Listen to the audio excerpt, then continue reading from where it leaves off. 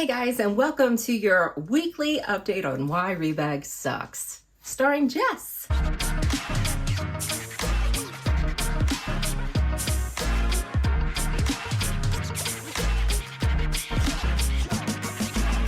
Hey guys, it's Jess from She's the Posh. We're going to give you a weekly update because why not? This is the fourth video and we're not done. We're going to keep going apparently. So we're going to give you the update where we left off. So we opened the box. We saw what was in it and what wasn't in it. The magical box that they claimed that my sneakers were in. We were not happy with the condition that the items came back in and the fact that they didn't listen to me and send all my items back when I clearly stated that I wanted all my items back. And we talked about how words are very hard, right? They're hard for people to understand. What was also missing, we were missing that extra $500 credit because they gave me a credit for the 2 bags. Again, they showed 3 bags because apparently they can't get this bag off of there, but they didn't give me the $500 credits. What's going on with that? We're gonna talk about Rebag math. We're gonna talk about my response to all this and where we are now. So we're continuing with my response. So Wednesday, when I got notice that everything wasn't there, of course I recorded the videos for you guys, but I reached out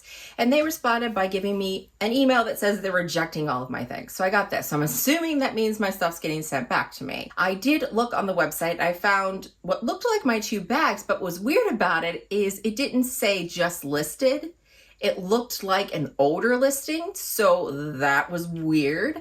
And after they rejected my items, those items are no longer on the website. Not sure what's going on there. Not sure if they listed my items before I told them they could. So that is interesting. Who's to say? Either way, but that happened that I noticed. And I have a feeling that the people at customer service never watched the footage, because of the latest response that I got from the Better Business Bureau. We have found several things that they have claimed have happened with my magical damaged box. We've had it, the bag was missing completely. Box arrived open and severely damaged. We've also heard that the 3 boxes were in there. The bag was missing and the shoes jumped into the box. We've heard that. We've also heard that the box arrived heavily damaged and the tape was not secure well, because I suck at packing boxes, right?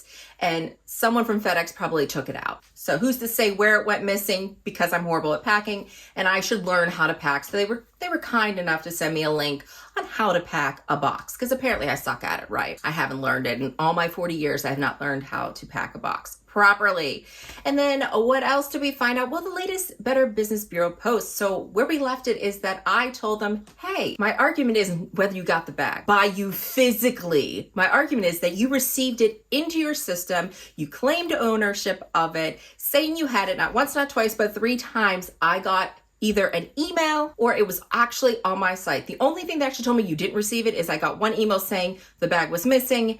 That was an automated one. And then I got all this BS from you about the damaged box and stuff. I have no evidence of this damaged box, no pictures, no nothing. What do I have? I have FedEx claiming that the box was not damaged, right? We added that evidence in the last thing.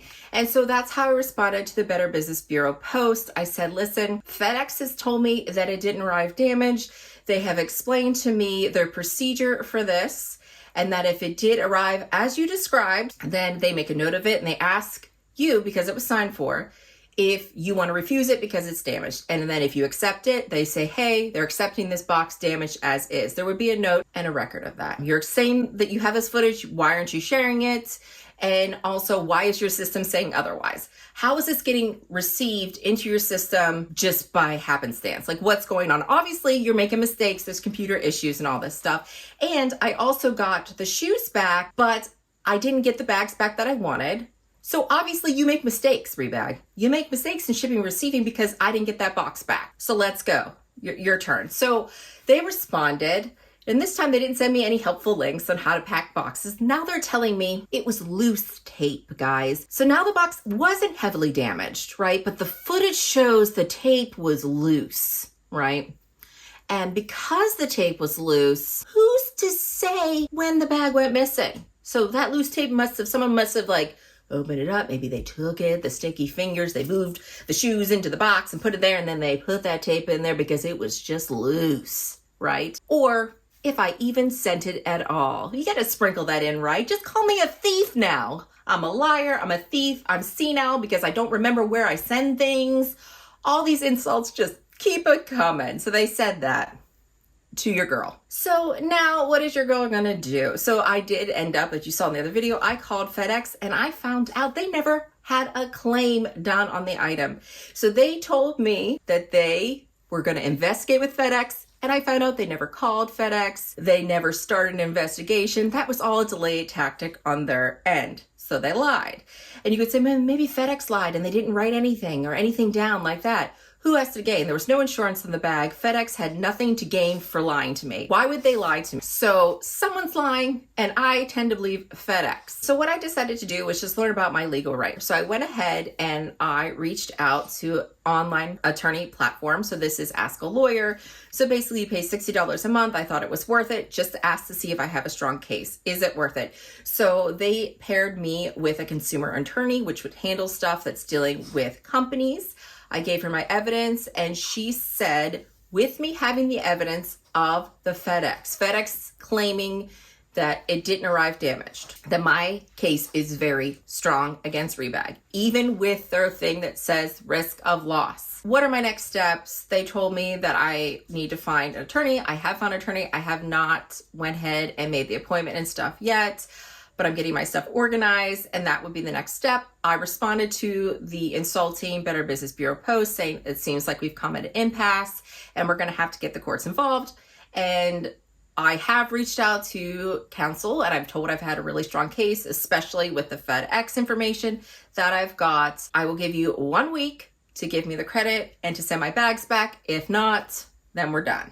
So that's where I've left it. I'm waiting for that response. I sent that out yesterday. Also, something crazy that I've noticed with Rebag is it seems like their platform and stuff they're doing, they make things confusing on purpose, maybe just to make it so we don't understand what's going on. That's a theory I have, because we've heard of girl math, we've heard of boy math, and now we're talking Rebag math. So I went ahead and I looked at my previous trades that I've done just to see, because one of you was very smart and told me that in case they decide to block me out of the system, in case they decide to delete my account, that I should get screen recordings and screenshots and stuff of all the stuff I have now, just in case that happens for my case.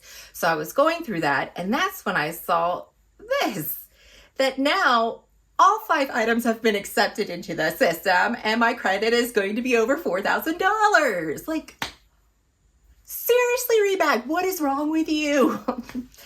I don't know what's going on. I also noticed that when I clicked on some of my previous trades that the numbers changed. Like this trade said I had 1,115, then you click on it and then it says credit 965. So it seems like if I had accepted the credit, it would be 965, but since I did a trade, it's 1,115. And then you go and you click on my trade that I got for that, and you're looking at the math, and they give you a total here, but that's not the actual total. It's the total minus the $200 Rebag credit that's here. And you look at it, you have minuses, you have pluses. It just, the way they organize it, what it should say is it should say subtotal is this amount, and then it seems that I'm being taxed on the amount before this Rebag credit, but my points get taken out, my trades do not get taxed on. So it is just a cluster right here.